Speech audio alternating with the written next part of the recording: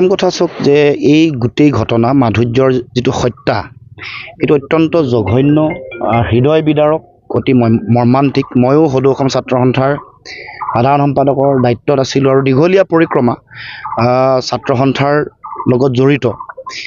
আমাৰ পৰিয়ালৰ এগৰাকী ল'ৰা হেৰুৱাইছোঁ, সেইটো এটা বেদনা। তাৰ লগে লগে ঘটনাটো অত্যন্ত ভয়ংকৰ এটা ঘটনা, জঘন্য ঘটনা। বিশেষকৈ এনেকুৱা ধৰণৰ যিটো হত্যাৰ পৰিৱেশ, এই যিটো নৃশংসতা, এনেধৰণে হত্যা কৰাৰ যিটো মানে ডেকা ল'ৰাবোৰৰ মাজত যিটো মানসিকতা গঢ় লৈ উঠিছে।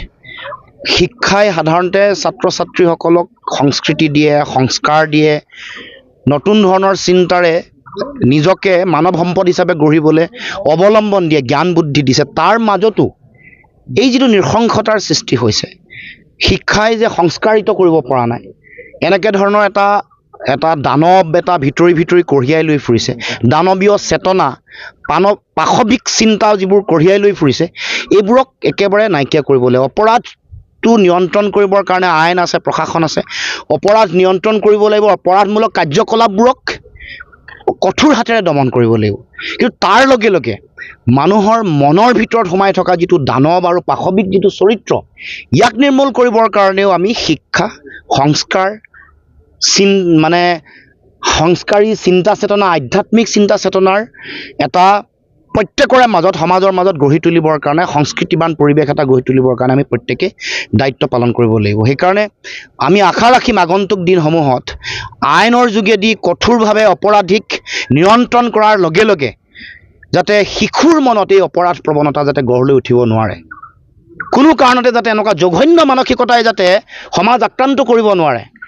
আমাৰ যিটো অসমৰ যিটো সোণহেৰীয়া সাংস্কৃতিক ঐতিহ্য আছে, য'ত মহাপুৰুষ শ্ৰীমন্ত শংকৰদেৱ মাধৱদেৱে এখন মানৱীয় প্ৰমূল্যৰে সুন্দৰ সমাজৰ য'ত সপোন দেখুৱাই থৈ গৈছে, শিক্ষাৰ আধাৰ আধ্যাত্মিকভাৱে দি থৈ গৈছে, সেইখন অসমত এনেকুৱা ধৰণৰ জঘন্য পাশৱিক মানসিকতা গঢ় লৈ উঠাৰ যিটো কেৰুণ, এইটোক বিচাৰি উলিয়াই উঘালি পেলাব লাগিব। এইটো আমাৰ সময়ৰ আহ্বান, এইটো এটা দায়িত্ব। গতিকে আজি এই সময়ত মই পুনৰবাৰ অতি দুখেৰে, অত্যন্ত মৰ্মান্তিক এটা অৱস্থাৰে মই ক'ব খুজিছোঁ যে এই এনেকুৱা ধৰণৰ কথা বতৰাবোৰ স্থায়ী সমাধান বিচাৰিছোঁ।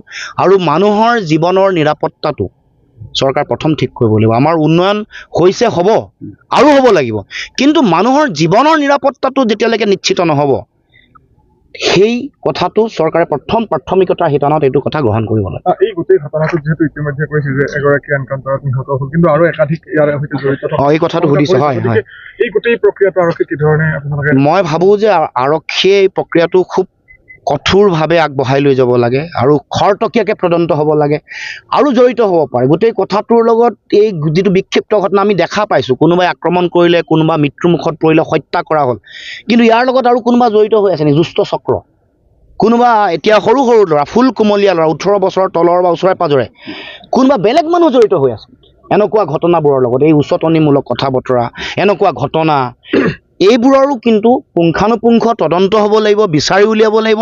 আৰু যদি জড়িত হৈ আছে, তেওঁলোককো কঠোৰৰ পৰা কঠোৰতম শাস্তিৰ ব্যৱস্থা গ্ৰহণ কৰাটো চৰকাৰ প্ৰশাসনৰ এটা সাংবিধানিক দায়িত্ব। গুৱাহাটীৰ ঘটনাটো সংক্ৰান্তত কি ক'ব? যিটো ঘটনা হ'ল তাৰ প্ৰতিক্ৰিয়া কিন্তু যথেষ্ট হৈছে। নলবাৰীৰ ঘটনাত হিন্দু মুছলমান হৈ থাকিল আৰু তাৰপিছত গুৱাহাটীত এইবাৰ অনা অসমীয়াই অসমীয়া আক্ৰমণ কৰিলে। এতিয়া কোনোবাই ক'ব নেকি যে হিন্দু ভাই ভাই? প্ৰথম কথাটো হ'ল যে অসমৰ অসমীয়া থলগিৰি খিলঞ্জীয়া মানুহৰ সংকট নামি আহিছে, এই কথাটো স্পষ্ট। সেইকাৰণে যোৱাকালি অসমীয়া মুৰ্দাবাদ দিবলৈ সাহস কৰিছে। ক'ত সাহস পালে, কেনেকৈ সাহস পালে? চৰকাৰ এখন থকাৰ পাছত আৰু আজিলৈকে কৰায়ত্ব কৰিব পৰা নাই, এইটো কেনেকুৱা ধৰণৰ কথা? আৰু এগৰাকী মানুহক গুৱাহাটী মহানগৰত দিনতে বগৰাই আক্ৰমণ কৰা হৈছে, অত্যাচাৰ মাৰপিট কৰা হৈছে।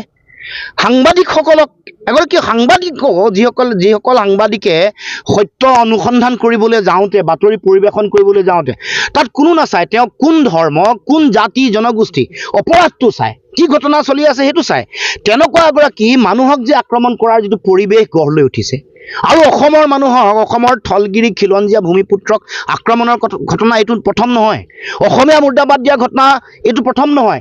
এই বাৰে বাৰে ঘটি থকা ঘটনাটো কি কাৰণে হৈছে, কাৰ কাৰণে হৈছে, আৰু অসমৰ মানুহক আমাৰ খিলঞ্জীয়া মানুহক আজিলৈকে নিৰাপত্তা কিয় দিব পৰা নাই এই প্ৰশ্ন কৰিব খুজিছোঁ গতিকে মুখ্যমন্ত্ৰী ডাঙৰীয়াক ক'ব খুজিছোঁ যে অসমৰ ভূমিপুত্ৰ থলুৱা খিলঞ্জীয়া মানুহে নিজৰ অধিকাৰ প্ৰাপ্য অধিকাৰ নিজৰ মাটিত পাব লাগিব এইটো শ্লোগান হ'ব নোৱাৰে জাতি মাটি ভেটি ৰক্ষা কৰাটো কেৱল মাত্ৰ বিশাল জনসভাত মুখ্যমন্ত্ৰী আৰু ৰাজনৈতিক নেতাৰ ডাঙৰ ডাঙৰ ভাষণ হ'ব নোৱাৰে প্ৰকৃত অধিকাৰ আমি পাব লাগিব অসমৰ মাটিত আমি আমাৰ নিৰাপত্তা আৰু সুৰক্ষা সুনিশ্চিত কৰিবৰ কাৰণে চৰকাৰে ব্যৱস্থা গ্ৰহণ কৰিব লাগিব এইটো মৌলিক দায়িত্ব কাৰণ আমি অনাদি অনন্ত কালৰ পৰা এখন অসমত আছোঁ এয়া মাটি ভেটি আমাৰ এইখন মাটি ভেটিত আমি আমাৰ নিজৰ জীৱন জীৱিকা আমি বৰ্তাই আছোঁ আমি কাকো কেতিয়াও অন্যায় আৰু অনিষ্ট কৰিবলৈ যোৱা নাই গতিকে আমি আমাৰ অধিকাৰ পাব লাগিব আৰু আমি আমাৰ নিৰাপত্তাটো সুনিশ্চিত কৰাৰ চৰকাৰৰ দায়িত্ব আছে গতিকে আমি আহ্বান জনাইছোঁ আৰু জনগণকো আহ্বান জনাইছোঁ সজাগ সচেতন হৈ থাকিব লাগিব এনেকুৱা ধৰণৰ যিবোৰ আমাৰ ওপৰত আক্ৰমণ চলি আছে যিবোৰ সমাজৰ বিৰোধী কাম কাজ চলি আছে এইবোৰক নিয়ন্ত্ৰণ কৰিবৰ কাৰণে এইবোৰক নিশেষ কৰিবৰ কাৰণে পুলিয়ে পোখাই উৎখাত কৰিবৰ কাৰণে অসমৰ জনগণেও ঐক্যবদ্ধভাৱে যুঁজ দিব লাগিব এইটো আমাৰ এটা সামূহিক এটা দায়িত্ব জাতীয় দায়িত্ব বুলি আমি